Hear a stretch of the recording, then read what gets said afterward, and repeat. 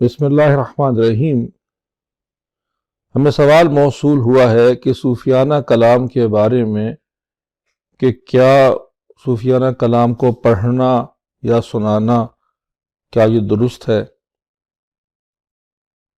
دیکھیے، میں یہ کہہ نہیں سکتا، یا آپ نے ایک عمومی سوال کر لیا ہے نا۔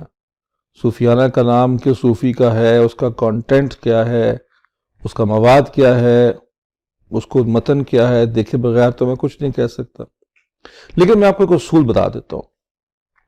سب سے پہلی بات تو یہ ہے کہ کسی بھی فرد کو یا کسی بھی گروہ کے کلام کو عمومی طور پہ صحیح یا غلط کہا نہیں جا سکتا۔ وہ ایک انسانی کاوش ہے، ایک انسانی کلام ہے، اور بہرحال اس میں غلطی کی گنجائش رہے گی۔ صرف اللہ کا کلام غلطی سے، نقص سے مبرہ ہے۔ دوسری بات یہ ہے کہ اگر کوئی چیز سمجھانے سے، بتانے کے طریقے سے کوئی دین کے قریب آ جاتا ہے تو آ جائے، کر لے استعمال اس کو۔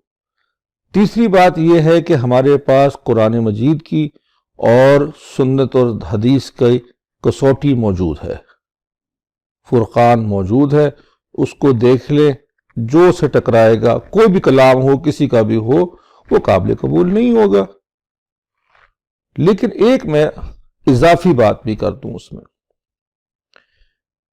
کہ عزیزان گرامی، قرآن مجید اور حدیث، اس کو اگر ہم بنیاد بنا لیں، اس پہ اپنی پوری توجہ لگا دیں، اس کو سمجھنے اور عمل کرنے کے اوپر ہم پوری کوشش کرنا شروع کر دیں، تو شاید ہمیں باقی کسی چیز کی خاص شاید ضرورت ہی نہ پڑے۔ اللہ تعالی ہمیں دین پہ عمل کرنے کی توفیق نصیب فرمائے۔